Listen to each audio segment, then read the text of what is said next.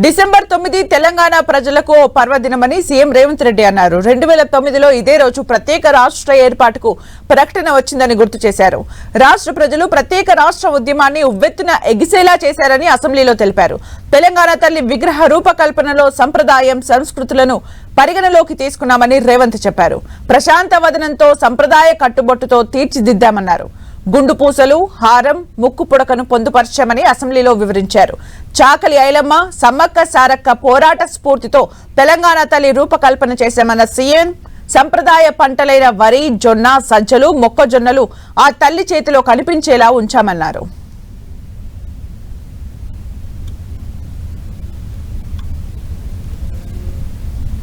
ఆనాటి UPA chairperson శ్రీమతి సోనియా గాంధీ గారి జన్మదినం కూడా డిసెంబర్ 9. ఈ రోజుకు వారు 78 సంవత్సరాలు పూర్తి చేసుకొని వారు మన 60 సంవత్సరాల ఆకాంక్ష 4 కోట్ల తెలంగాణ ప్రజలు ఏ ఆకాంక్ష కోసం, ఏ ప్రత్యేక రాష్ట్రం కోసం పోరాటం చేసిండ్రో, అమరులైనరో ఆ ఆకాంక్ష నెరవేరడానికి పునాది రాయబడ్డ రోజు. అందుకే ఈరోజు ఈ శాసనసభ ద్వారా తమరి అనుమతితో శ్రీమతి సోనియా గాంధీ గారికి జన్మదిన శుభాకాంక్షలు ఈ సభ ద్వారా తెలియజేయడము మన యొక్క తెలంగాణ ప్రజల యొక్క కృతజ్ఞత శ్రీమతి సోనియా గాంధీ గారికి చేరవలసిన అవసరం ఉన్నది. తెలంగాణ తల్లి అంటే ఒక భావన మాత్రమే కాదు, 4 కోట్ల బిడ్డల భావోద్వేగం.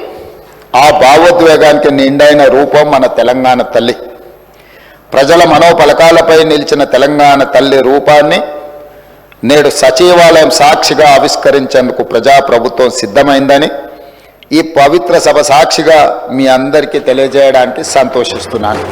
మన సంస్కృతికి అద్దం పడుతూ ప్రశాంత వదనంతో, సాంప్రదాయ కట్టుబొట్టుతో, మెడకు కంటే గుండు పూసల హారంతో, చెవులకు బొట్ట కమ్మలతో, ముక్కు పుడకతో, బంగారు అంచు కలిగిన ఆకుపచ్చ చీరలో, చేతికి గాజులు, కాళ్లకు కడియాలు, మెట్టలతో, చాకలి ఐలమ్మ, సమ్మక్క సారలమ్మ పోరాట స్ఫూర్తితో, ఎంతో హుందాతో కూడిన ఆహార్యంతో మన తెలంగాణ తల్లి రూపొందించబడినది.